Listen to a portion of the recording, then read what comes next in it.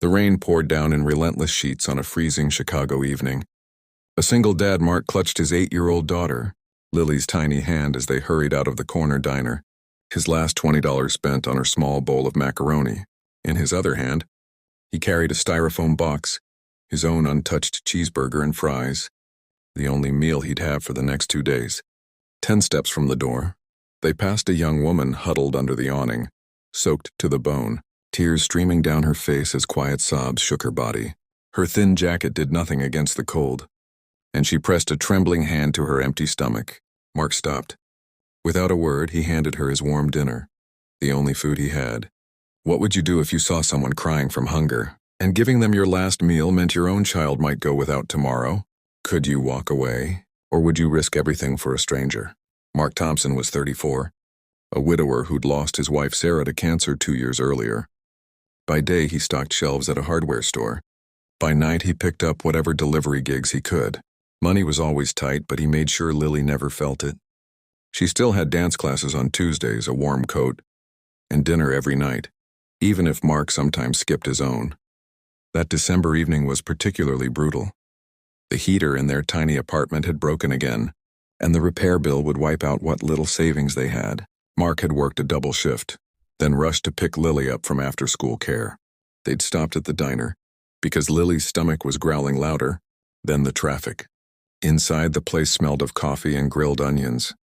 Lily swung her legs under the booth, coloring on a placemat while Mark watched her with quiet gratitude. He ordered only macaroni for her and water for himself, claiming he'd eaten at work. When the waitress brought his cheeseburger anyway, on the house, "Hon, you look beat?" He quietly asked for it to go. That was his dinner for tomorrow. As they stepped back into the storm, the neon diner sign flickered behind them. Streetlights reflected in puddles, and holiday music leaked from passing cars. Cheerful sounds that felt worlds away from their reality. That's when they saw her. The woman sat on a flattened cardboard box, knees drawn to her chest. Her dark hair was plastered to her face, and her backpack looked nearly empty. A small hand-lettered sign leaned against her leg. "Hungry. Anything helps." Lily tugged Mark's sleeve. "Daddy, she's crying." Mark's heart sank. He recognized that kind of hunger, the deep, hollow ache that went beyond an empty stomach. He'd felt it in the weeks after Sarah's funeral. Before friends and church stepped in, he hesitated only a second. Then he knelt, placed the warm styrofoam box in the woman's lap, and closed her cold fingers over it. "Here," he said softly. "It's still hot." The woman, Emily, looked up in disbelief. Her eyes were red-rimmed, her cheeks hollow. I can't take your dinner," she whispered, noticing Lily peeking out from behind Mark's coat. "It's okay," Mark replied. "We just ate." But they hadn't, not really. And tomorrow there would be no groceries until payday, 3 days away. As they walked home, Lily was quiet.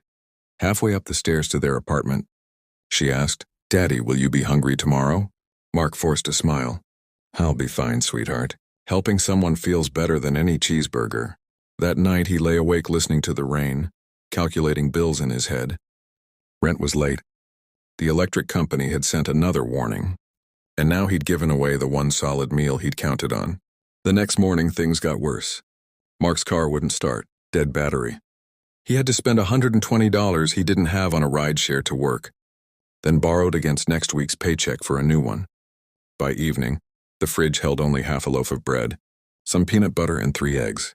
Lily didn't complain, but Mark saw her push food around her plate, saving half her sandwich for later. She was trying to help him the only way an 8-year-old knew how. Mark stared at the empty styrofoam container and the trash, the one he'd given away, and wondered if kindness had finally asked too. Much 2 days later, Mark and Lily were walking to the bus stop when they saw her again, Emily, standing outside the same diner, looking cleaner, warmer, and holding a paper bag. She spotted them and hurried over. "You're the man who gave me your dinner," she said, voice trembling. "I never got to thank you properly." Mark started to brush it off, but Emily pressed the bag into his hands. Inside were 2 fresh cheeseburgers, fries, and a slice of pie. "It's not much," she said, "but it's a start." Lily's eyes went wide. "Daddy, she brought us food." Emily smiled sadly.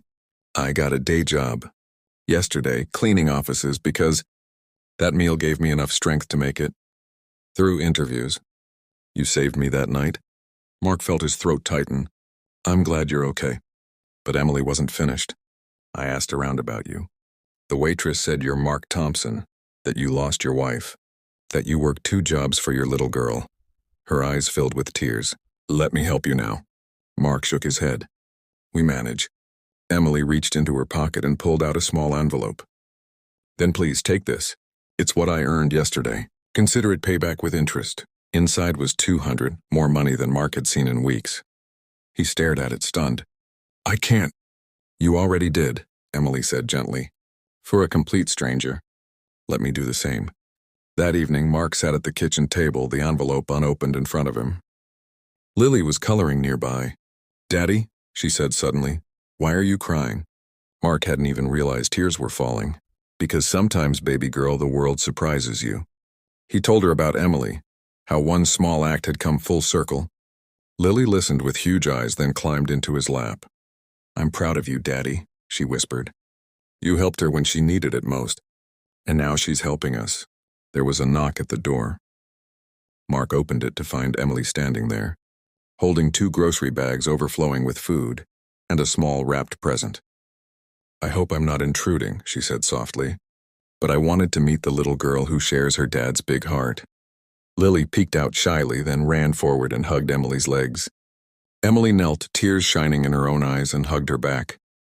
Mark watched them, the stranger who'd been crying from hunger, now laughing through happy tears with his daughter, and felt something shift inside him. The weight he'd carried alone for 2 years suddenly felt lighter. In that moment, under the flickering fluorescent light of their tiny apartment, 3 people who'd each known deep loneliness discovered they weren't alone anymore. Over the next weeks, Emily became a regular visitor. She helped Lily with homework while Mark worked late shifts. She shared meals she'd learned to cook from her grandmother. Slowly, carefully, friendship grew. Mark fixed Emily's resume and helped her land a full-time receptionist job. Emily, in turn, watched Lily when Mark had double shifts, refusing payment. One evening, as snow fell softly outside, the 3 of them decorated a small Christmas tree Mark had found discarded on the curb. Lily hung a paper ornament that read "Our Family" in careful crayon letters. Mark caught Emily's eye across the twinkling lights. She smiled. The same woman who'd once cried from hunger now glowed with hope. Kindness, it turned out, wasn't a one-time gift. It was a ripple that came back stronger, binding broken hearts together. And sometimes, the greatest meals aren't made of food at all, they're made of second chances.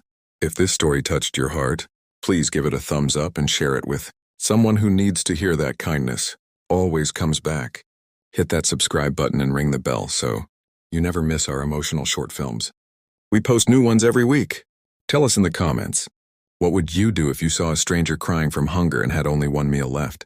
Would you give it away? Your stories inspire us all. Thank you for watching.